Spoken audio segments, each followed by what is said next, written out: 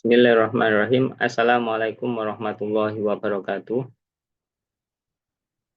Waalaikumsalam. Alhamdulillah, alhamdulillahilladzi arsala rasulahu bil huda wa dinil haq lidhhirahu ala dini kulli walau karim musyrikun. Asyhadu an la ilaha illallah, asyhadu anna Muhammadan abduhu wa rasuluhu rabbil sahli sadri wa sirri amri wahlul 'uqdatam min lisani yafqahu qawli. Amma ba'du. Para ustadz ustadzah rahimakumullah. Alhamdulillah kita masih diberikan kesempatan oleh Allah dengan nikmat iman Islam, kesehatan, kesempatan, sehingga kita bisa bertemu kembali, ya, belajar bersama kembali, walaupun kesempatan ini sifatnya beda e-book saja, ya. Jadi nanti saya akan membahas sekilas apa hal-hal penting yang ada di dalam e-book ini, dan nanti bisa dijadikan poin-poin penting di dalam memahaminya. Mungkin bagi yang belum pernah belajar dengan saya, ya, ini perkenalan kita, ya, tidak apa-apa, karena memang saya juga bukan orang ahli di dalam hal ini, tetapi kita masih sama-sama belajar. Barangkali nanti ada hal-hal yang sekiranya salah atau mungkin kurang tepat, nanti bisa kita diskusikan bersama. Yang kedua, salawat dan salam semoga tetap tercurahkan pada junjungan kita Nabi besar Muhammad SAW, keluarganya, sahabatnya, dan pengikutnya yang sudah sampai akhir zaman. Para ustadz, ustadzah rahimahullah, sebagaimana saya sampaikan di pengumuman itu, ya, pada saat ini adalah saya ingin menyampaikan atau membedah e-book yang menurut saya, ya, ini sangat penting sekali, ya. Mungkin karena yang lalu itu kita belajar membaca kitab gundul, gitu ya, metode idih. Nah, ya, kemudian saya mencoba berlanjut belajar i'rab Al-Qur'an, ya. Saya sudah buat susun untuk i'rab Al-Qur'an juz amma, dan kita sudah pernah juga mengkaji atau berlatih, ya, beberapa surat-surat pendek, ya, mungkin yang sudah pernah mengikuti. Kemudian saya coba menulis balaghah Al-Qur'an, tapi memang kendalanya adalah di buku-buku balaghah itu contoh-contohnya tidak banyak, ya, yang mengutip dari Al-Qur'an. Jadi banyak syair-syair, ya. Jadi itu yang menjadi kendala, dan ini akan saya lanjutkan untuk melengkapi sebenarnya, ya. Jadi kalau contoh-contoh di dalam bahasa syair-syair, saya sebenarnya kurang tertarik, ya, syair, karena memang agak sulit, ya. Tapi yang pernah disampaikan guru itu contoh yang terbaik itu ya dari Al-Qur'an. Nah, itu nanti, ya, kita lengkapi di apa namanya contoh-contoh Al-Qur'annya. Kemudian saya lanjut kepada ya ini, belajar bahasa Al-Qur'an, di mana ini nanti kalau yang sudah pernah belajar metode idina itu sangat membantu. Tapi kalau yang belum pernah belajar metode idina, ini insya Allah disusun tidak tidak mengikuti alur metode idina, ya. Dalam artian karena saya berharap ini lebih mudah lagi, gitu loh, ya. Walaupun di bagian i'rab itu atau terkait dengan jumlah dan i'rab ini masih kita pakai metode idina, dan metode idina di dalam hal ini tuh yang kita ambil itu hanya sedikit yang dibutuhkan di dalam pembahasan surat Al-Fatihah saja, tidak semuanya, gitu ya. Jadi nanti yang saya maksud bahasa Al-Qur'an itu adalah ketika kita belajar awal mengenal kata atau kalimat di dalam bahasa Arab, ya, sampai kita itu belajar balaghah, ya. Balaghah itu sastranya, nilai keindahan bahasanya, ya.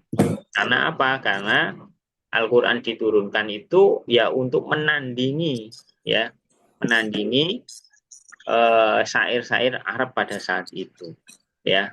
Jadi kalau eh, Nabi Musa itu diturunkan dengan mukjizat, ya, sihir dalam tanda kutip, ya, mukjizat untuk mengalahkan sihir-sihir Fir'aun, ya, penyihir-penyihir Fir'aun, ya, dengan tongkatnya, ya, seperti itu. Maka Al-Quran ketika eh, zamannya itu, ya, Rasulullah pada saat itu yang tinggi adalah syairnya, maka diturunkan Al-Quran yang memiliki nilai bahasa yang sangat tinggi, ya, yang kita kenal saat ini adalah balaghah ini, ya.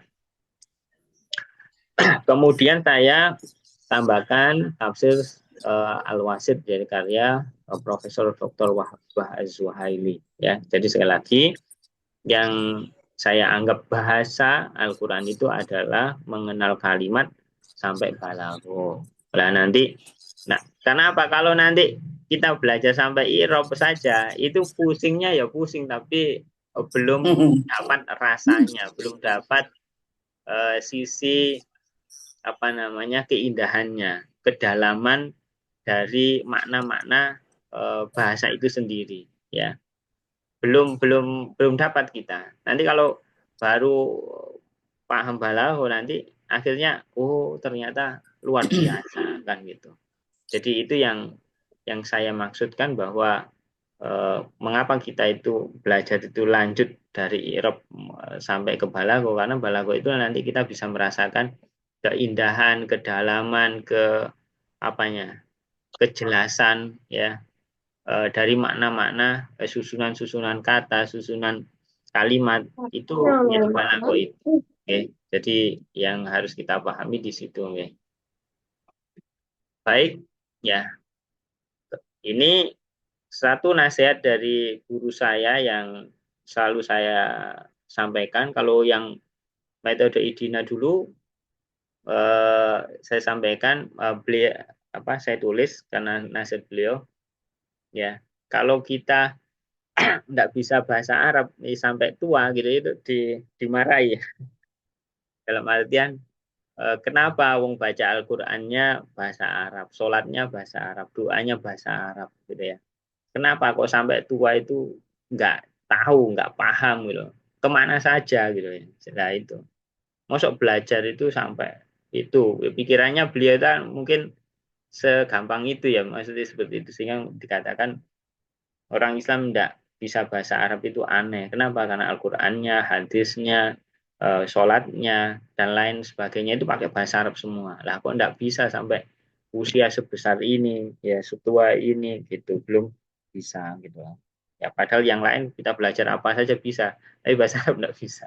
Ya, itu kalau kemarin kita sampaikan di baca kitab Gundul, ya. Ya sekarang beliau pernah menyampaikan ke saya bahwa ya tingkat keseriusan, ya, di dalam mempelajari Al-Quran itu sebanding dengan tingkat keimanan kita. Karena apa? Karena Al-Quran itu sumber utama agama kita gitu. Jadi apa, kalau betul-betul beriman betulan, ya, itu harus dikejar, ya, sampai ketemu apa yang sesungguhnya yang disampaikan oleh Al-Quran itu, hidayahnya itu apa, ya, petunjuk yang ingin disampaikan oleh Allah itu apa. Jadi tidak hanya apa namanya sebagai bacaan, sebagai zikir-zikir saja, tidak. Makanya dulu beliau menyampaikan kalau ada orang-orang ujian tombok hati ada 5 perkara itu, ya. Yang pertama membaca Quran sak maknanya atau dengan memahami artinya gitu. Katanya kayak saya, katanya gitu. Orang itu nggak bener itu. Maksudnya nggak benernya itu orang itu pujiannya dengan perbuatannya itu nggak sama gitu. Pujiannya bener tapi orangnya nggak bisa ngelakukan gitu. Jadi bagi umat Islam paling sulit itu yang baca Quran dengan memahami maknanya itu. Karena apa? Nggak bisa bahasa Arab. apalagi tidak bisa balago, itu ada jarak antara kita dengan Al-Quran. Maka beliau menyampaikan tingkat keseriusan kita di dalam mempelajari Al-Quran itu sebanding dengan tingkat keimanan kita. Karena Al-Quran ini sumbernya, ya. Jadi seperti itu. Jadi memang ini kayak dual ya, mohon maaf seperti itu. Tapi satu hal yang apa namanya, yang ingin saya sampaikan dalam kesempatan ini, ya, saya ingin ikut di dalam memudahkan mempelajari bahasa Al-Quran, ya. Jadi setelah tadi sudah saya sampaikan, setelah kita belajar baca kitab gundul metode Idina, kemudian belajar i'rab, kemudian balago, ya. Ini ternyata sebagian besar itu umat Islam masih kesulitan, ya, belajar bahasa Arab maupun bahasa Al-Quran, sehingga saya berusaha untuk membuat, ya, apa namanya, yang bisa memudahkan, ya, dengan membatasi, ya. Yang pertama itu, kalau kita lihat kesulitannya itu, yang pertama mungkin, ya, banyaknya kaidah bahasa Arab, ya, baik sorof, ya, nahwu dan balaghah itu cukup banyak, ya. Yang kemarin metode Idina itu kan yang sering disampaikan Ustadz, bahasa Arab itu banyak istilah-istilah baru, ya, tapi saya sampaikan tidak perlu dihafal, tapi cukup dibuka saja. Metode Idina itu cukup dibuka, gitu ya. Kalau kita tidak bisa langkah satu, dibuka langkah satu. Kalau tidak bisa langkah dua, mandek di langkah dua, dibuka langkah dua. Kalau tidak bisa langkah tiga, dibuka langkah tiga. Begitu juga sampai ke langkah empat. Ya dibuka saja, karena memang masa kita belajar itu berbeda, ya. Kita sudah usia, kalau menghafal agak sulit. Jadi dibuka saja, dan kita itu akan hafal dengan sendirinya yang sering muncul, gitu ya. Nah, itu yang kemarin permasalahan di metode Idina bagi kita yang ingin belajar cepat, ya. Tidak usah dihafal, tapi dibuka saja supaya nanti tidak membebani, ya. Kemudian di kesulitan berikutnya adalah contoh kata, ya, atau kalimat, ya. Itu kebanyakan tidak kita kenal, ya. Lah, saya ambil dua permasalahan umum saja ini, sehingga nanti saya buat solusinya.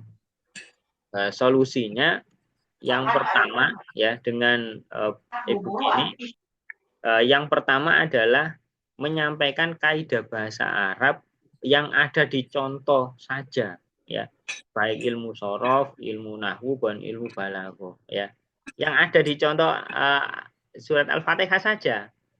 Jadi nanti materinya itu sedikit, maksudnya tidak perlu dijelaskan panjang lebar, cukup ini loh huruf, ya, ini loh isim, ini loh fiil, itu aja, ini loh artinya, itu saja. Tidak perlu jelas ciri-ciri isim buahnya, ciri-ciri fiil buahnya, tidak, tapi cukup kita tunjukkan di dalam ayat Al-Quran itu, surat Al-Fatihah itu, sudah cukup itu. Jadi materinya tidak banyak sekali. Yang kedua, contoh, ya, dengan contoh surat yang paling sering dibaca, bahkan sudah dihafal oleh semua kaum muslimin, ya. Ya, apalagi kita pakai untuk sholat, ya. Jadi yaitu surat Al-Fatihah, ya, nanti diuraikan, ya, dipecah-pecah, gitu ya, mulai dari dasar, ya, ini kalimat, ini kalimat atau kata dalam bahasa Indonesia, ini tarkibnya, susunan kata yang apa namanya, istilahnya mudahnya itu frase kalau bahasa Indonesia, ya. Kemudian jumlah atau kalimat, bentuk kalimatnya, ini i'rab, ini perubahan akhir katanya, hingga balaghah atau bahasa yang indah, berkesan dan indah dan berkesan, gitu ya. Jadi kemudian disampaikan ringkas dan mudah saja, ya. Jadi ini sebagai langkah awal, ya, sebagai langkah awal kita untuk bagaimana sih mengenal bahasa Al-Qur'an gitu ya. Jadi pertama tadi kaidahnya enggak disebutkan semua, cukup sesuai contoh. Yang kedua ya dari contoh itu kita praktekkan kaidah tadi. Kemudian berikutnya adalah yang terpenting ya, yang terpenting kita itu bisa memulai ya, ya bisa memulai memahami urean sisi bahasa Arab dan balaghah gitu ya. Jadi kalau kita nggak mulai-mulai nanti kapan sampainya, kapan berjalannya gitu. Ini kita bisa mulai gitu ya. Sehingga nanti akan menambah pemahaman dan keimanan kita terhadap Al-Qur'an. Ya, ini. Kemudian saya tambahkan tafsir tadi surah Al-Fatihah. Nah, ini apa namanya? Apa yang melatar belakangi ditulisnya e-book ini, dan saya berharap ini nanti bisa memudahkan ya. Kita lanjut. Nah, ini daftar isinya seperti ini, sederhana saja. Nah, ini tadi yang saya sampaikan ya. Jadi mudahnya belajar bahasa Al-Qur'an itu kita bahas mulai dari kalimat ya atau kata ya. Kemudian tarkib, frase, jumlah, itu kalimat, i'rab, akhir kata, dan balaghah itu apa namanya bahasa yang sangat berkesan ya, indah dan berkesan ya. Ini misalkan pada ayat ihdinas siratal mustaqim ya. Jadi di sini nanti kita urai yang mana kalimat atau kata ya. Kata itu terdiri di sini ihdi itu fiil amr. Nah, ini isim ya. Isim apa? Isim domir misalnya itu. Siroto misalkan ini jalan, ini isim apa? Isim makrifat misalnya.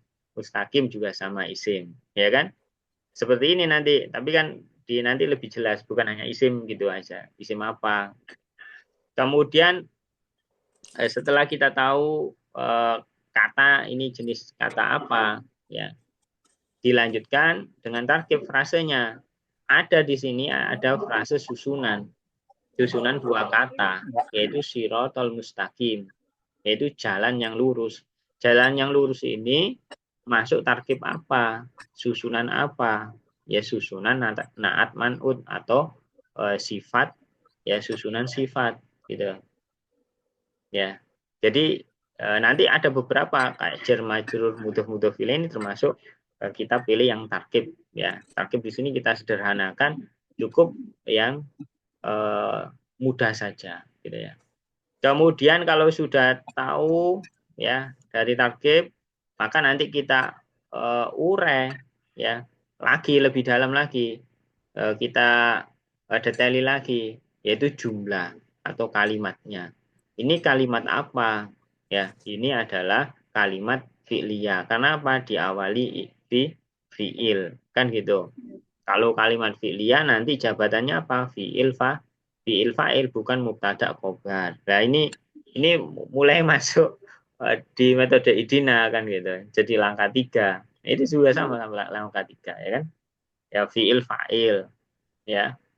Kemudian ada maf'ul bi ya pertama, kemudian maf'ul bi kedua, kemudian naat man'ud. Nah, seperti ini. Naat man'ud itu tadi kan sudah masuk tarkib ya. Nah, ini siratal mustaqim itu dia adalah maf'ul kedua ya. Tunjukkanlah kami ya, kami sebagai maf'ul 1, kemudian tunjuklah kami apa jalan yang lurus. Nah, ini.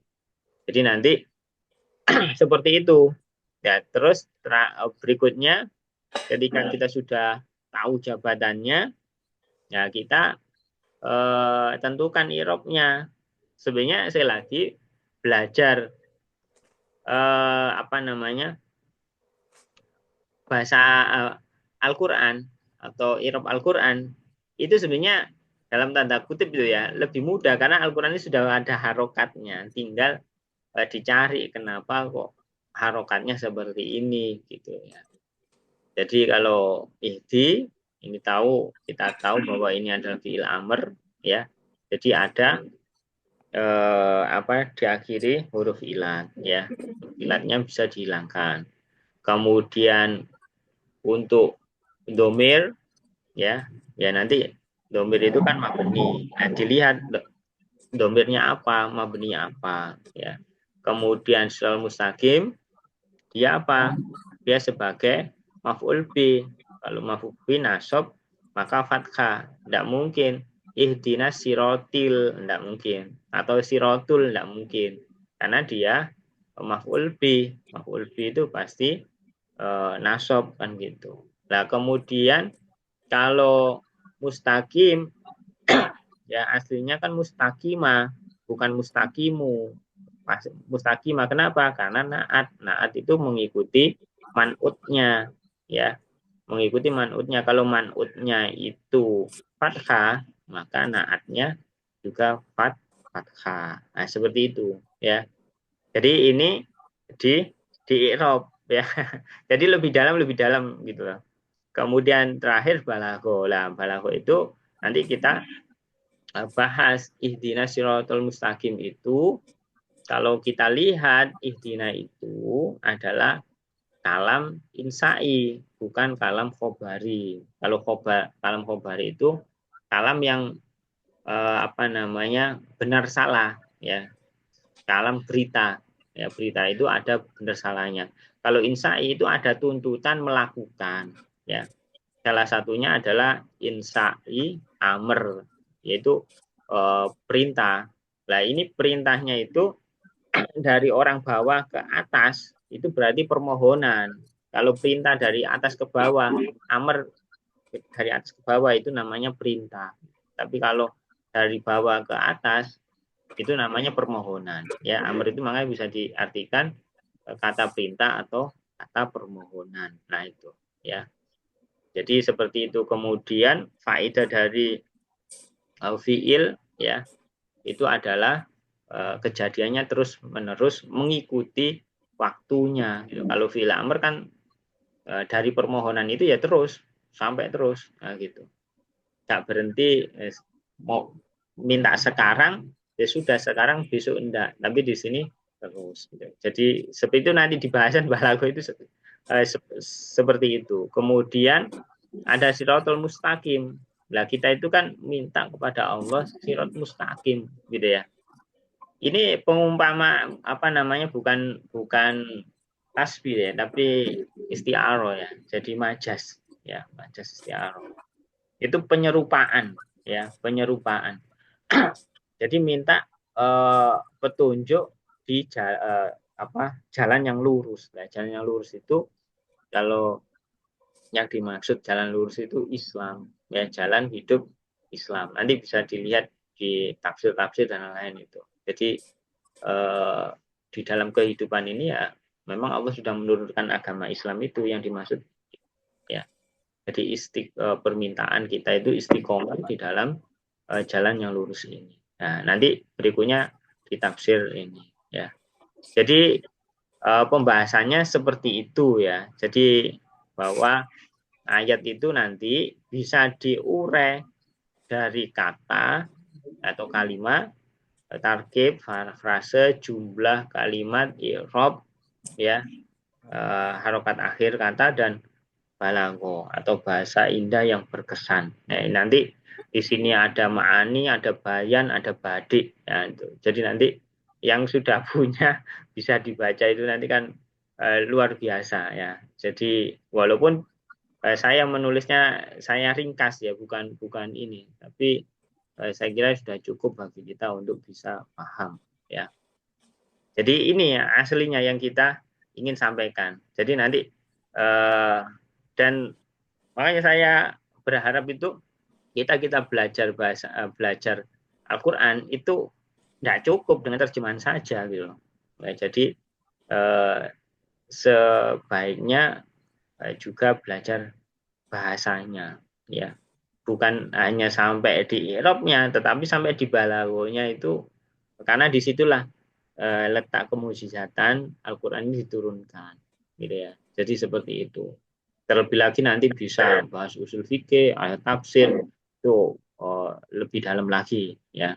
Ilmu yang harus kita pelajari. Tidak apa-apa, itu sebuah proses, ya. Tapi kalau kita tidak belajar, maka kita nggak mulai-mulai. Sebenarnya tadi disampaikan, ketika kita sudah apa namanya, pesan yang penting yang saya sampaikan tadi, yang terpenting itu kita bisa mulai, ya. Kalau kita nggak mulai, ini tidak tahu jalannya, tidak tahu kapan sampainya, ya. Tapi kita harus mulai, gitu. Karena Al-Quran sudah diturunkan untuk kita lah. Kita gimana, gitu lah. Jelas ya, insya Allah ya. Kemudian berikutnya, nah ini kita, ini saya kira apa? Nah ini. Nah di sini seperti ini contohnya untuk kalimat atau kata, ya kan? Oh kata itu ada 3, isim, fiil, huruf isim dan fiil. Yang huruf apa saja yang ada di Al-Fatihah? Oh ada huruf jar, huruf athof, ada huruf nafi, ya. Ya seperti ini aja. Kemudian isim yang isim atau kata benda yang di dalam bahasa ya Al-Fatihah itu apa saja? Ya isim. Ini kata asalnya, kita sebutkan kata asalnya karena apa? Nanti di langkah 3 untuk jumlah atau kita masuk ke apa tanda kutip ya, i'rab metode idina itu tahu asal katanya supaya kita di dalam mencari di kamus atau ditanya orang itu tahu gitu loh, ya.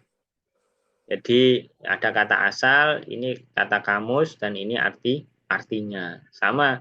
Oh ini nakiro bermakna umum, oh ini bermakna tertentu, ya. Kayak buku, kalau nakiro kitab, kalau alkitab nah, buku itu atau buku ini atau ini buku dan lain-lain, ya. Sifatnya tertentu, gitu, sudah tertentu, gitu ya. Jadi oh ada nakiro, ada makrifat, dan ada alnya, ya. Kemudian ada yang jamak, ya, dolin, ya, seperti itu atau alamin, ya, seperti itu.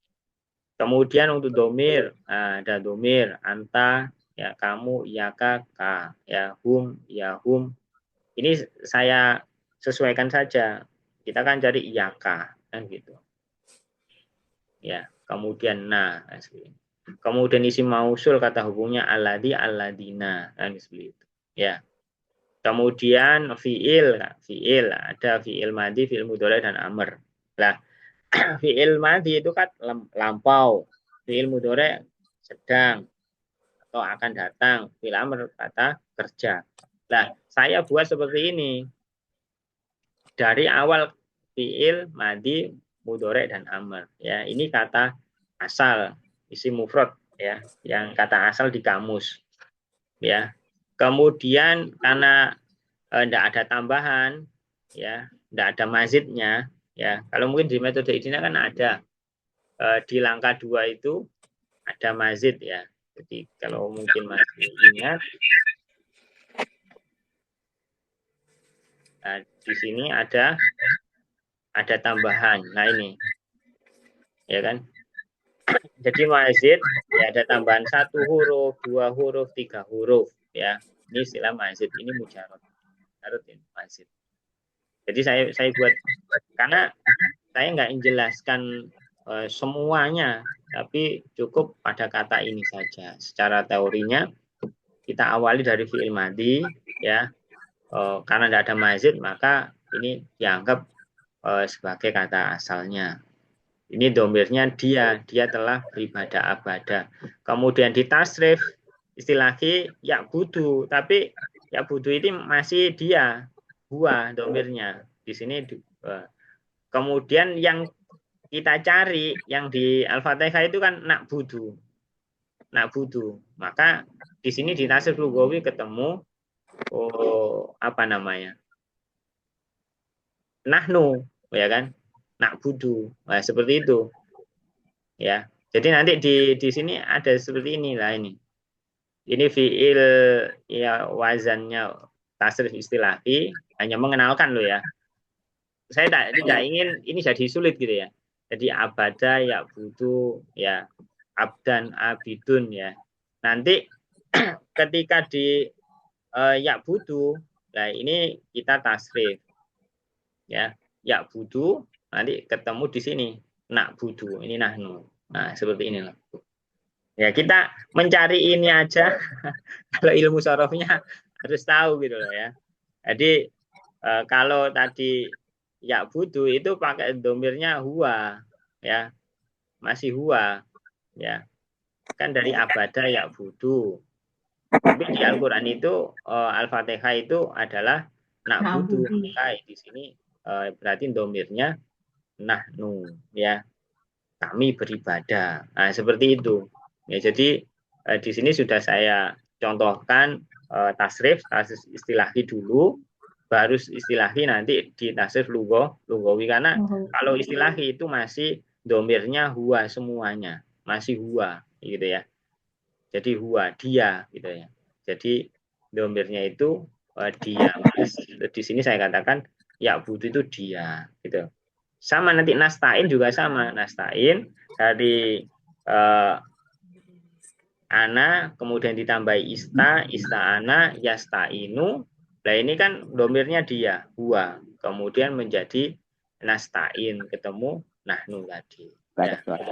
Jadi eh, bisa difahami ya dalam artian harus dicari asalnya dulu ditasif istilahi baru ditasif apa namanya lugawi karena disesuaikan dengan domirnya gitu ya.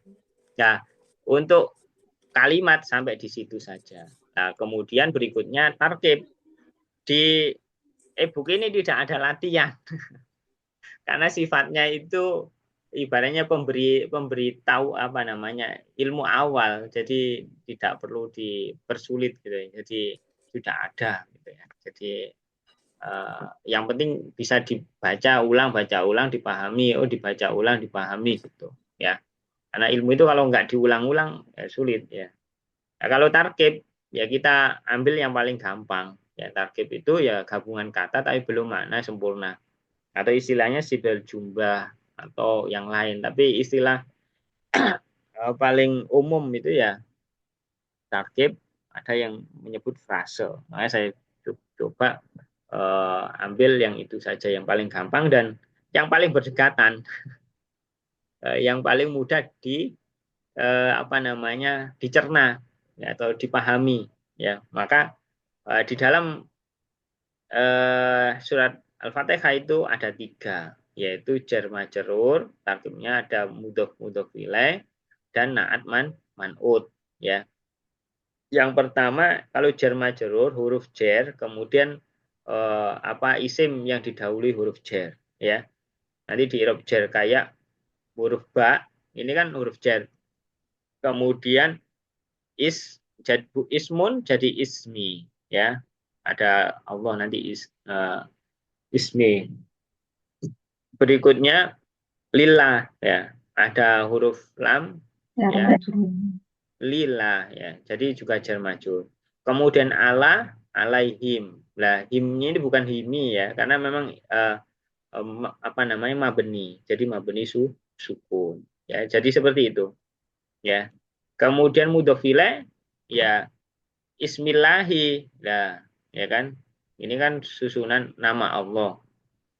jadi pasti kasroh setelah ini kemudian Robbil alamin ya ini kan juga mudhof ilaih kan gitu kemudian maliki yaumiddin ini kan juga sama penguasa hari pembalasan yaumiddin ini hasilnya ya sama atau mudhof ilaih atau doroh madruf ya sama ya jadi seperti itu kita cari yang paling gampang ya bukan cari yang sulit gitu enggak ya kemudian naat man'ut juga sama Allah Rohman yang maha penyayang kemudian Rohim ya Rohimi ini juga sama naat man'utnya tadi sudah ada siratul mustaqim ini juga naat man'ut sifat ya ya yang mensifati man'ut gitu jadi seperti ini saja sebenarnya ya Kemudian masuk jumlah. Nah, ini masuk jumlah itu sudah agak berat. Tapi tidak apa-apa. Selagi harus dicoba, harus di apa namanya? Ditaklukkan. Katanya nikmatnya ilmu itu ketika bisa menaklukkan yang sulit. Ya Mas Ilmi ya. Ketika pendaki gunung itu, kenapa pendaki gunung? Nggak ada kerjaan tak? Ya pengen naklukkan gunung. Ya kan? Ayo lah sudah puncak, oh puas ya kan gitu puncak di gunung atau apapun jangan apa trail atau mungkin mancing gitu. Mancing sulit ya. Sabar. Nah, kalau udah dapat lah itu ya. Menaklukkan sesuatu yang sulit itu kan ada kepuasan tersendiri. Nah, sama nanti di jumlah ini kalimat ini yaitu bisa gabungan dari kata atau juga bisa gabungan dari tarkib ya. Nah, dalam bahasa Arab kalimat itu dibagi jadi dua saja sebenarnya, jumlah ismiyah dan fi'liyah. Dan ini sama-sama ada di dalam Al-Fatihah. Al-Fatihah gitu ya. Ada jumlah ismiyah itu alhamdulillahirabbil alamin, diawali ma'rifat di awal kalimat yaitu mubtada, kemudian berikutnya adalah khobar. Tapi khobarnya bentuk dari jar majrur ya, segala puji bagi Allah gitu ya. Rabbil alamin ini apa namanya? Ada yang mengatakan Robbi ini adalah badal ya, badal dari Allah ya, pengganti dari Allah. Kemudian alamin adalah mudhofile dari Robbi ya. Jadi tadi sudah Robbil alamin yang sudah. Kemudian kalau jumlah fi'liyahnya ihdinas siratal mustaqim tadi, ihdi ini kan fi'il amr. Jadi dia fi'il. Lah fa'ilnya siapa? Ya anta, ya kan? Itu lagi fiilnya apa namanya fa'ilnya dari fiil amr itu adalah fa'il ya. Tunjukkanlah oleh engkau gitu ya. Kita kan memohon kepada Allah ya. Tunjukkanlah oleh engkau kepada kami. Lah kami nah ini adalah apa namanya objeknya ya maf'ul bihnya gitu ya. Ya, kepada kami maka ini sebagai objek satu. Sirotol juga sebagai objek dua, sirotol mustaqim sebagai apa namanya tadi naat man'ut ya, naat man'ut. Nah seperti itu. Nah kemudian jabatan-jabatan di dalam surat Al-Fatihah itu ya subjek cuma mubtada dan fa'il. Beda kalau di metode idina di sini jabatannya disebutkan semua. Lah subjeknya banyak, ada 6 kan gitu. Kalau di sini ya cukup 2, nggak usah disebutkan banyak, banyak ibaratnya mubadir di kan tidak ada contohnya gitu loh, ya tidak ada di dalam Al-Fatihah ini gitu. Kemudian predikatnya khobar ya, kalau di sini predikatnya 4 kan gitu. Ini cukup satu, objeknya satu, keterangannya juga cuma madruf, musanna, mutasna, majrur, kemudian naat, badal, maktuf dan mudhof ilaih ya. Jadi nggak semua disebutkan. Kalau sini kan disebutkan semua. Jadi metode Jina itu sebenarnya sudah lengkap semua jabatan dalam satu halaman ya. Tapi di dalam Al-Fatihah itu tidak semua jabatan itu ada. Saya cukup yang ada saja ya. Kalau disebutkan itu tadi tidak ada contohnya. Tidak ada apa di Al-Fatihah tidak ada. Ya. Maka kalau di sini saya kasih tip untuk mudah menentukan jabatan, ini tahapannya yang pertama mengetahui jenis kata dan artinya. Sekali lagi artinya ya. Kemudian menyusun kalimat dari arti. Ini sama, tahapannya seperti metode IDINA ini. Menentukan jenis kalimat ya berdasarkan awal kata. Kalau diawali isim berarti jumlah ismiyah, kalau diawali fiil jumlah fi'liyah. Ya, kemudian terakhir menentukan jabatan kata. Ya, subjek, predikat, objek, dan mencari padanan jabatan di dalam bahasa Arab sesuai yang sesuai gitu ya. Jadi seperti ini ya. Jadi tidak semua jabatan di ini kan. Lah nanti di jabatan surat Al-Fatihah seperti ini. Disebutkan jabatannya saja, arti dan jabatan. Nah, ya. Jadi kalau di metode ini kan di penuh. Lah, baru penuhnya itu nanti di i'rab ini. Nah, i'rab itu di i'rab ini nanti dimunculkan semuanya lah, ya kan? Dari jenis katanya, dari asal katanya, dari artinya, dari i'rabnya, ya, dari jabatannya, dari i'rabnya dan dari tanda akhirnya. Ini semua, ya. Ini kita sebut i'rab metode Idina, ya. Jadi nanti kalau belajar metode Idina itu selain bisa untuk baca kitab gundul, itu bisa untuk mengirop apa namanya Al-Quran, ya. Jadi seperti itu. Sebenarnya lebih mudah ya hasilnya kalau mau telaten satu persatu gitu loh, ya. Nanti kalau sudah hafal seperti ini, tidak usah disebutkan buahnya itu. Oh, langsung saja, ya. Kalau sudah hafal katanya, ya. Ini kan untuk belajar, jadi ditulis lengkap, ya. Nanti kalau nggak ditulis lengkap nanti bingung, yang lengkap aja bingung lagi yang nggak lengkap, ya kan seperti itu, ya. Jadi di Iram juga sama, tidak semua jabatan dan tandanya ditulis ya sesuai dengan jabatan di langkah 3 tadi, ya, jumlah tadi. Oh, subjek cuma mubtada dan fa'il saja, kan itu saja. Oh, predikat cuma khobar saja, ya, ini saja. Kemudian juga sama fiil bisa. Kemudian diterapkan, ya. Yeah. Nah, lanjut ke balago ini yang mungkin ilmu baru dan saya juga masih belajar. Jadi balago ini sebenarnya bahasa yang eh, diungkapkan sesuai dengan yang diajak bicara, ya, sehingga akan lebih mengena, ya, lebih berkesan, dan juga ada yang lebih indah lagi, ya, ada yang diindah, ya. Jadi terdiri dari ilmu ma'ani, ini nanti mengetahui maksud dan tujuan sikon, ya. Kemudian bayan itu pola-pola pengungkapan, kemudian badik itu bagaimana memperindah kalimat tadi, ya. Jadi nanti eh, apa bisa di apa namanya? Ibaratnya kita itu mengincipi, ya, mencicipi saja, ya. Tapi tidak apa-apa. Mencicipi itu kan penting ketika kita mau apa saja dalam artian oh ini ternyata bagus ya, enak ya, kan gitu, jadi beli kan gitu, ya kan. Jadi kita belajar bahasa Al-Quran, eh, surat Al-Fatihah ini saya berharap ini sebagai apa, awalan gitu ya, awalan mengenal hal-hal yang baru yang mungkin sebelumnya itu hanya terjemahan saja. Terus dalam artian nggak bahasa Arabnya, nggak Yerobnya, nggak balagonya. Tapi ini sudah dikenalkan seperti ini, ya. Jelas ya.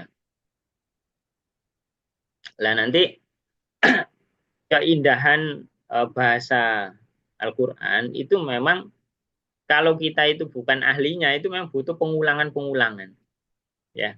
Ibaratnya misalnya gini, kita nggak suka makanan kepiting misalkan, ya, atau makanan apalah, durian gitu ya, atau apa, ya.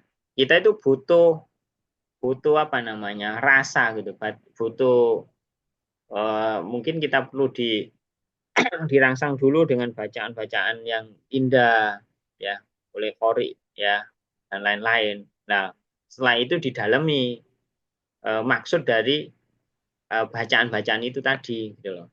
Kenapa kok bisa seperti itu, gitu loh. Jadi kalau kita perhatikan gitu ya, dalam Al-Fatihah itu kan diakhiri oleh mim, nun gitu ya.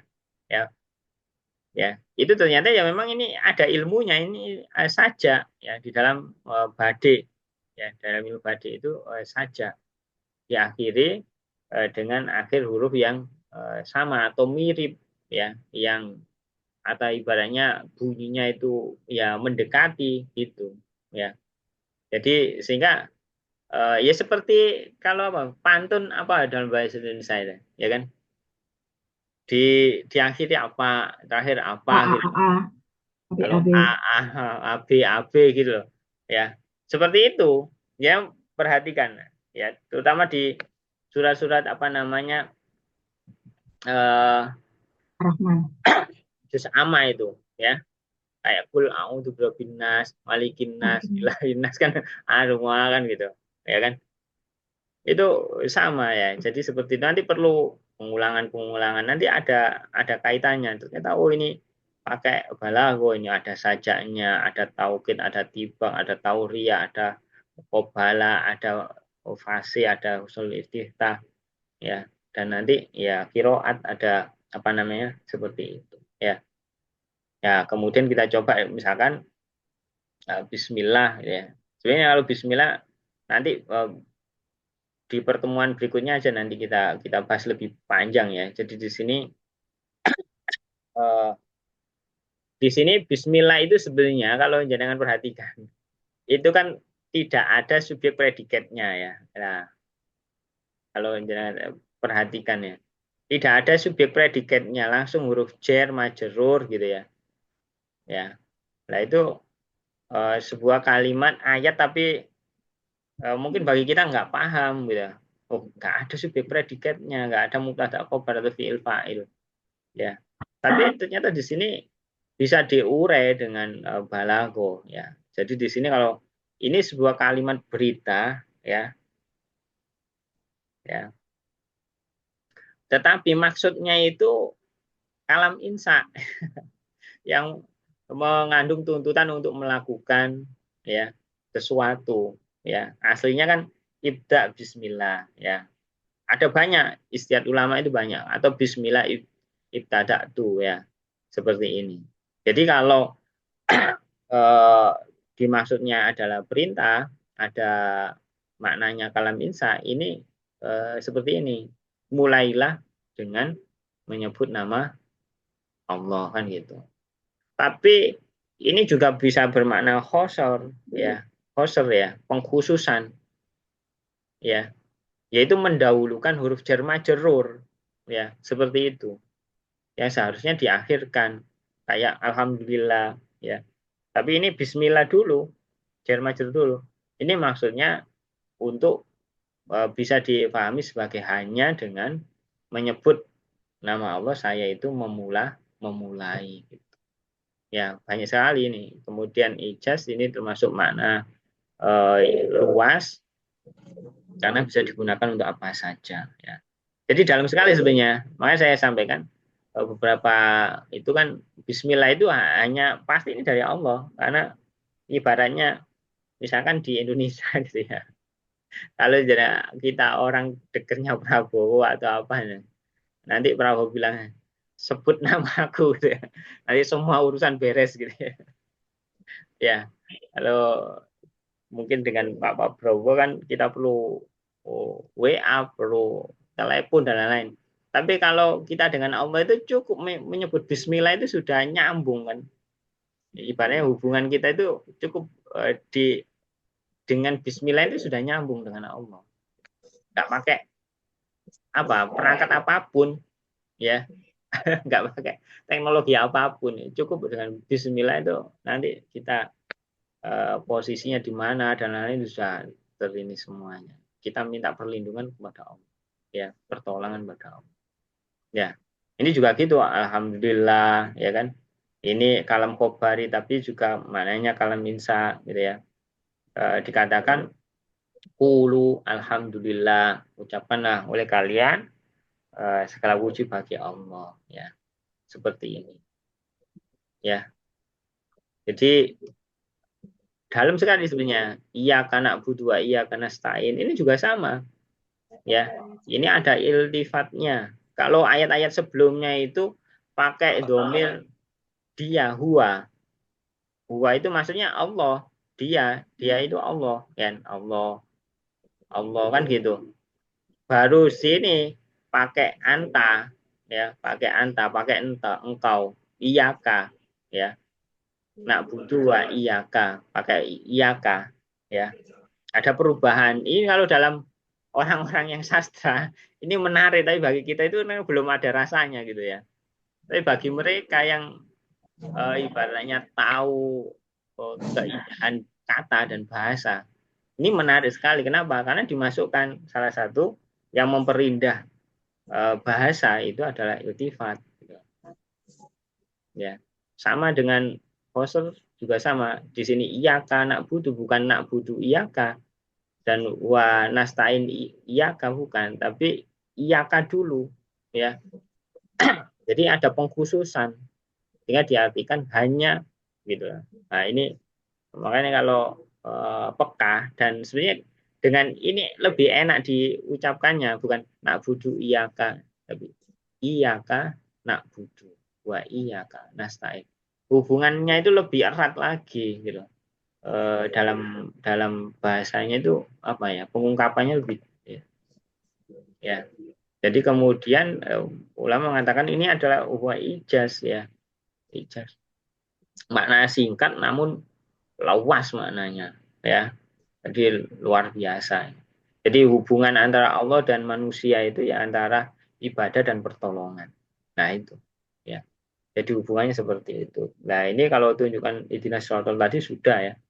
Nah kemudian ada lagi yang apa siratal tadi ya, di sini ini termasuk kan ini kalimat panjang, paling panjang sendiri. Ini namanya itnab, kebalikan dari ijaz. Ya, ijaz itu pendek, maknanya luas, tapi inab itu panjang tapi maknanya sedikit. Ya kan?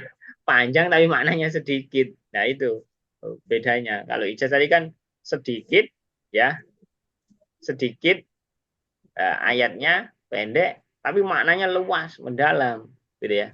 Tapi kalau itnab itu kalimatnya panjang tapi maknanya sedikit.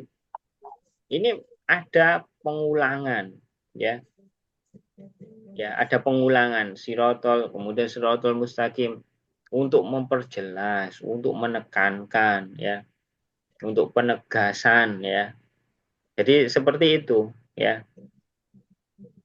Jadi hal-hal seperti ini kalau bagi orang yang sudah peka di dalam sastra atau bahasa ini menarik antara iya kanak budu sama siratul ladzina an'amta alaihim ghairil maghdubi alaihim waladdallin. Ya, ini ada beda. Kemudian sajak terakhir ini dari memnun ya. Ini dari sisi membentuk irama ya yang harmonis, memperkuat makna ya. Memang kalau kita apa namanya sudah terbiasa itu kadang kan tidak mendalami gitu ya, rutinitas kan gitu ya. Nah itu kadang-kadang memang kebiasaan kita seperti itu. Karena rutinitas dianggap tidak ada nilainya, tidak ada pengaruhnya ya. Tapi ketika coba sekali-kali waktu didalami, direnungkan dan lain-lain ya. Nah, disinilah ternyata kalau sudah masuk di balago itu eh, ada rasanya. Kalau di Irob itu belum ada rasanya ya. Kalau di Irob itu belum ada rasanya, masih jer majerur gitu aja ya kan. Ada khobar, rofa dan lain-lain gitu ya. Yes. Di situ berpusing-pusing ria ya. Ini apa ini naat atau khobar atau apa kan gitu. Kan pusing-pusingnya ini tandanya apa, kalimat apa ya. Ya pusing sekali di ini kalau apa maksudnya ibaratnya masih kering, tapi ketika nanti sudah masuk balago ini ada rasanya. Makanya tadi bisa ada keindahan susunan katanya, kemudian ada maknanya yang dalam. Kita akan terkagum-kagum dengan apa yang ada di dalam kandungan tersebut dari susunan kata itu tadi ya. Jadi kenapa kok Bismillah, kok nggak ada subjek predikatnya gitu seperti itu. Oh kenapa kok Alhamdulillah gitu, seperti itu. Kenapa kok Lillah gitu ya. Kemudian lah kenapa kok iya kanak buduk. Ya, kenapa kok idina siratul mustaqim? Kenapa kan gitu nanti. Kenapa kok dipanjang di dijelaskan siratal ladzina an'amta 'alaihim ghairil maghdubi 'alaihim waladdallin. Kenapa harus panjang kan gitu. Ya. Nah, karena memang ini ingin menegaskan kalau saya baca di buku itu orang-orang yang inap itu kan untuk orang yang apa ya, bebal, orang yang sombong, orang yang sulit apa dikasih apa namanya masukan, termasuk untuk ayat-ayat orang-orang Yahudi itu katanya panjang-panjang gitu. Jangan dimatiin. Ya mungkin itu yang bisa saya sampaikan. Nanti kalau untuk tafsirnya bisa dibaca sendiri, saya kira yang sudah punya. Ini nanti silakan bisa dikaitkan dengan apa yang dibahas di depan, ya bahasa Arabnya dan balaghahnya. Ini nyambung, bisa nyambung. Sehingga kita nanti membaca tafsirnya dengan apa sudah ada pengetahuan i'rab, pengetahuan apa namanya balagho ya. Kalau ingin nambah lagi kaidah tafsir, insya Allah tambah bagus lagi ya. Hadis-hadis dan lain-lain, insya Allah tambah bagus lagi. Ya, tapi saya menambahkan tafsir ini supaya lebih lengkap, ya, supaya lebih lengkap di dalam pemahaman kita. Tapi yang saya sampaikan itu antara kalimat, ya, kata sampai balagho itu. Ya. Mungkin itu ada yang perlu disampaikan, Ustazah? Kita bisa sharing. Kalau ada isi plusnya juga, kayaknya isi kotak terakhir ini tulisan cadangan. Sudah. Ini apa, ada yang tanya di chat. Tanya apa Anda?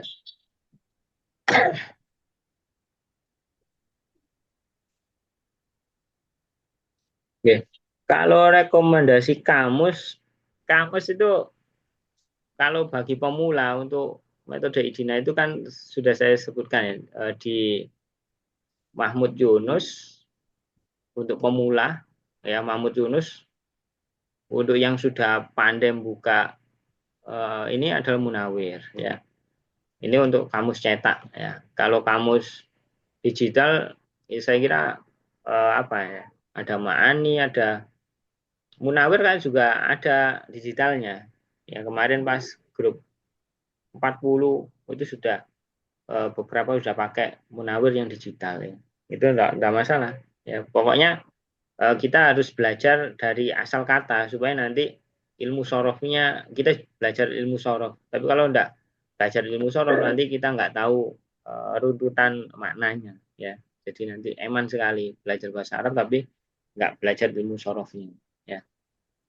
Kemudian yang e-booknya mohon maaf kalau yang ini kita jual ya. Jadi sini juga murah ya karena untuk dalam artian ilmunya sangat penting dan apa namanya bisa nanti WA saya kan ada informasi itu ya. Ada lagi San? Assalamualaikum warahmatullahi wabarakatuh. Waalaikumsalam warahmatullahi wabarakatuh. Okay. Ustaz, mohon izin bertanya, Ustaz. Silakan. Kebetulan saya kan dari umum ini, Ustaz. Jadi kalau mau belajar bahasa Arab atau menerjemahkan ayat Al-Quran itu tahapannya seperti yang tadi ya, Ustaz. Jadi belajar yang pertama itu membedakan kalimat itu. Nah, huruf, isim, fiil ya. Kemudian itu yang tarhib itu, yang fase itu ya Ustaz. Itu tahapan-tahapan baru kemudian kalimat ini. Ini harus dilewatin semua Ustaz sama ikrab juga. Iya. Karena di Quran kan sudah ada itunya Ustaz, sudah ada harakatnya tuh. Kita harus mengikuti ini juga, tahapan ini, memahami ini. Yang mana harus mansub, yang mana harus majrur gitu ya Ustaz. Iya. Jadi kita itu kan ibaratnya memang adanya terjemahan Al-Quran itu satu sisi memudahkan orang itu paham kisi-kisi lah makna Al-Qur'an ya. Kemudian satu sisi lagi jadi orang malas belajar bahasa Arab ya. Jadi malas belajar bahasa Arab. Ya, padahal di bahasa Arab itulah nanti kalau ingin mendalami lebih dalam itu ya harus tahu i'rabnya ya. Nah, itu kalau pengalaman saya tuh kalau sama teman-teman tuh kadang-kadang memang sih kita kan pakai yang Al-Quran terjemah berkata itu Ustaz ya. Iya, Jadi ketika walaupun kita sudah paham tuh masing-masing katanya tuh Ustaz, tapi kadang-kadang kita susun sendiri kita bingung kalau memang kan ada di samping itu sisinya itu kan ada yang udah terjemahan per ayat ya Ustaz. iya, Jadi kita suka oh ini tuh jadi kadang-kadang kalau diterjemahkan kalau menurut bahasa Indonesia susunannya ada yang di belakang gitu. Jadi kita iya, ini ayat gimana ya? Itu kita kadang-kadang kalau ketika menerjemahkan itu ya itu paham sih satu-satu katanya itu masing-masing kata itu terjemahannya terus kemudian tasrifnya gitu ya. Cuman kalau kita ini kenapa susunannya terjemahnya di begini gitu ya. Jadi kadang-kadang kita bingung juga itu Ustaz. Kenapa ya Ustaz? Karena nggak paham i'rabnya atau mana yang harus didahulukan, mana yang akhir iya, gitu ya. iya. Jadi gini, memang kita harus belajar tata bahasa Arab. Sehingga tadi saya sampaikan misalnya contoh di dalam metode IDINA itu kan apa tadi misalkan qoro'a muslim ya kan membaca muslim kan seperti itu. Hmm. Apa namanya ada perbedaan urutan di dalam bahasa Oh. Arab sama bahasa Indonesia. Bahasa Arab Oh. itu antara depan belakang itu tidak masalah. Pokoknya tahu itu mana mubtada atau mana subjek, mana predikat, mana ini. Dan itu taunya itu dia irobnya itu jabatan dan irobnya itu. Oh, Oh, ini gitu. mubtada, maka dirofa. Mubtada itu bisa diakhirkan juga. Kan gitu. Ya. Ya tadi kayak Hmm. Al-Qur'an tadi kayak ya karena budua ya karena stain ya. Ya. Itu kalau nggak tahu posisinya, kita kira oh kepadamu itu berarti subjek. Ya, Iya. nastain seperti itu nanti ya. Hmm. Tapi kalau Iya. tahu apa susunan kalimat dan irobnya, nah kita nanti nggak akan salah, nggak akan apa namanya bingung. Lah, kalau kita nggak bisa mengirob, masuk ke balago, wah sulit. Karena nanti yang irob dengan balago itu sangat berdekatan di apa namanya di bab ilmu ma'aninya. Jadi kalau ilmu apa irobnya nggak mateng, maksudnya nggak paham irobnya kemudian masuk ma'ani ini kocar kacir nggak paham, pasti nggak paham. Hmm. Iya, apalagi nanti usul fikih perbedaan makna bak gitu ya. Itu macam-macam maknanya, apa saja. Oh bisa macam-macam maknanya. Hmm. Lah maknanya banyak berbeda Iya. gitu. Kalau nggak belajar bahasa Arabnya akan sulit untuk bisa lanjut ke Hmm. atas. Mentoknya ya di terjemahan itu, tidak bisa lanjut dalam artian Hmm. memang kita terlalu apa loncatannya terlalu jauh. Jauh. Enggak. Jadi sudah melewati Hmm. ibaratnya nutrisari beli apa sarinya aja ya. Kalau apa rasa aslinya jeruknya dan lain tidak bisa nikmati ya. Jadi seperti itu. Nanti kalau tidak bisa irob, mau mani tidak bisa. Tidak akan bisa membedakan, oh ini kalam khobari atau kalam insai. Ya, ini Hmm. mengandung ijaz atau inab atau khoser gitu. Tidak tahu. Hmm. Gitu. Jadi nanti Hmm. bayan, badik, tidak bisa. Nanti di kaidah tafsir, usul fikih, ya itu jauh lagi. Kalau tidak punya basic di irob, akan sulit. Hmm. Gitu.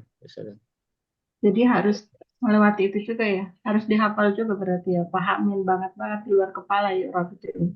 Iya, kalau saya sekali lagi, kalau jenengan pengen ahli, ya harus Hmm. dihafal.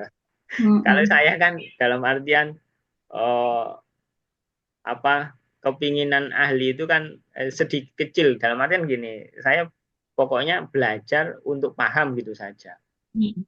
ya, sehingga tidak tidak terasa merasa berat.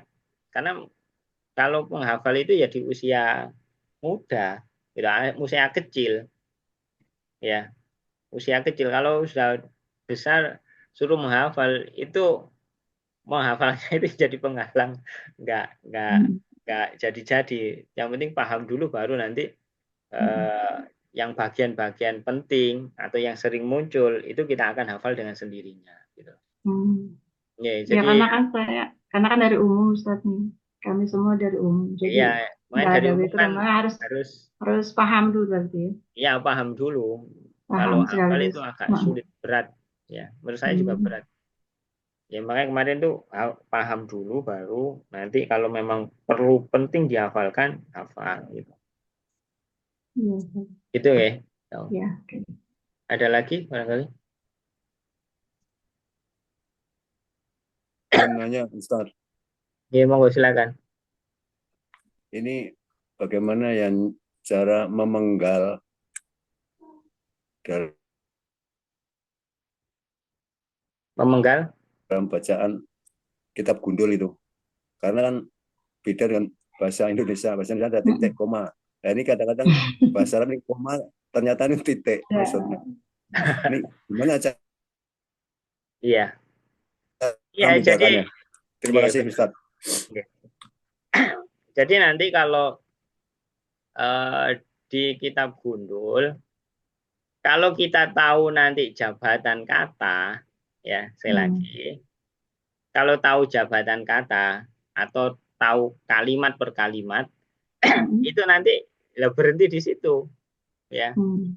Jadi misalkan ada subjek predikat gitu ya. Hmm. Mana ini ya. Dan saya nggak ada contoh di sini. Di di itu apa?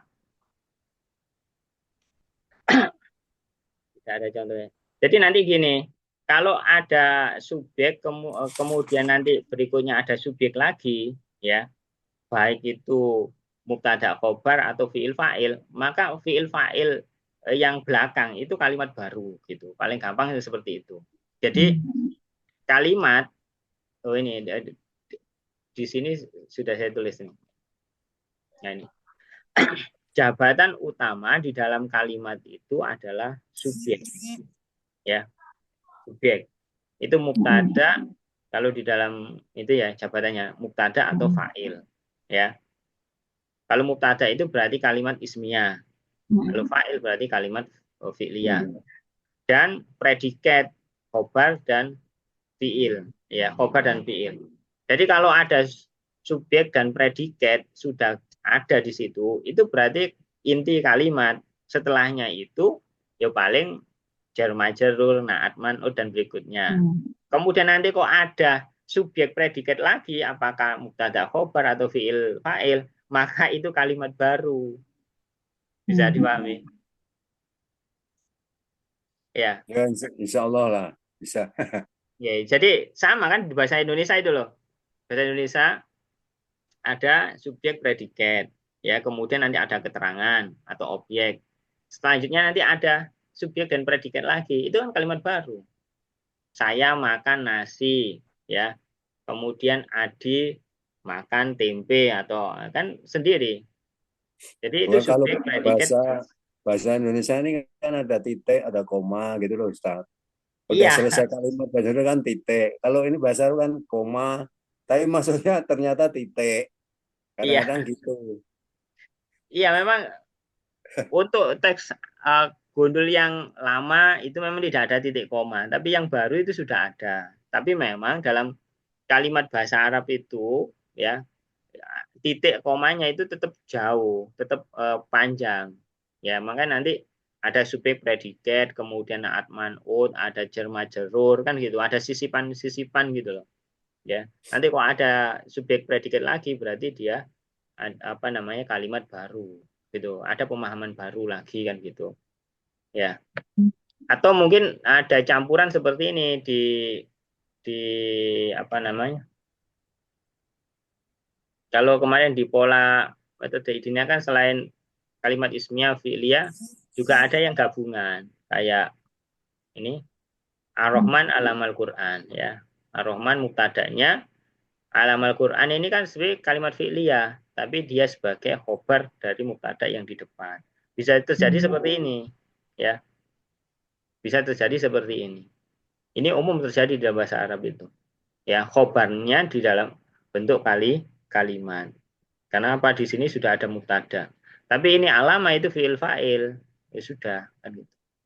Nah, di sini kan pola-pola mulai khalaqallahu insana, menciptakan Allah manusia. Maka ini kan harus Allah menciptakan manusia. Maka fi'il fa'ilnya Allah pelakunya. Tapi ketika nanti Allahnya dihilangkan menjadi khalaqal insana, ini kan fi'il dan maf'ul biasa. Aslinya di sini ada fa'il domir yang tersembunyi di fi'il ini. Ya, dia menciptakan manusia.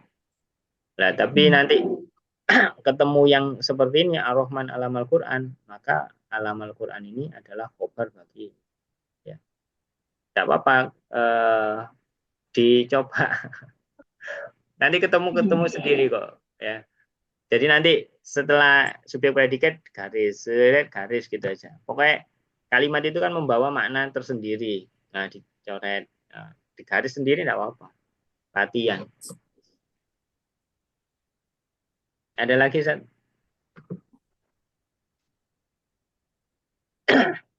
Sudah. Jadi Ustaz, kalau di bahasa Arab itu kan subjeknya kata Ustaz tadi kan kita harus menemukan subjeknya. Subjeknya kalau di bahasa Arab kadang-kadang kan terkandung Ustaz. Gak seperti bahasa Indonesia kelihatan jelas subjeknya. Kadang-kadang terkandung. Memang harus tahu artinya. Kalau nggak tahu artinya, perkataannya kemudian disusun itu kita nggak tahu subjek predikat. Makanya saya dulu kesulitannya ketika belajar bahasa Arab nggak tahu artinya kan disuruh Ustadz kita untuk membaca. Silakan baca. Kan kita nggak tahu artinya kemudian disuruh baca. Ya apa yang kelihatan ya ada yang di doma, ada di fathah, ada yang di kasroh. Pokoknya enak bacanya kan gitu. Nah, tapi ketika sudah tahu jabatan, ya kan ini harus ada jabatannya dan harus kalimat itu bisa dipahami maknanya. Nah itu belajar ini belajar kalimat. Ya, maka harus menentukan mana subjeknya dan terpenting di dalam kalimat itu ya subjek predikat itu. Ya kalau kita itu sudah bisa menentukan subjek predikat itu sudah setengah langkah sudah bisa ya karena kalimat itu intinya di situ. Selanjutnya itu ya tambahan aja ya. Jabatan itu intinya itu subjek predikat. Nanti apapun kalimatnya tapi kalau nggak ada subjek predikat nggak jelas ya. Berbeda dengan bismillah loh ini. Bismillah kan berbeda ya. Memang kalamu beda. Jadi kalimat apapun kalau nggak ada subjek predikatnya itu nggak jelas. Yang kemarin kan seperti itu. Ya. Coba cari kalimat yang nggak ada subjek predikatnya. Kan tidak jelas, makanya tidak bisa dikatakan kalimat. Ya, kalimat itu subjek predikat, baik mubtada khobar atau fi'il fa'il. Gitu. Nanti kalau ketemu fi'il fa'il lagi, berarti kalimat baru. Ketemu fi'il lagi, kalimat baru. Ya. Ada lagi?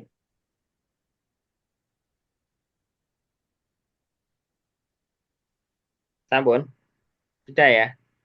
Nanti soal rekamannya saya bagian di YouTube nanti. Baik, alhamdulillah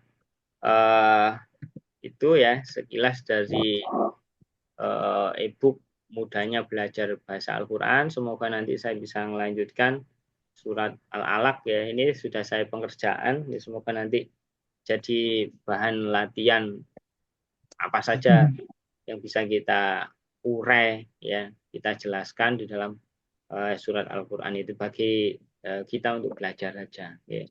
Dan harapannya ya tentu kita akan lebih baik lagi pemahamannya, karena nanti andaikan mau melanjutkan belajar ke usul fikih, ya, memahami ayat Al-Quran sebagai dalil, dasar argumentasi, itu bisa, gitu.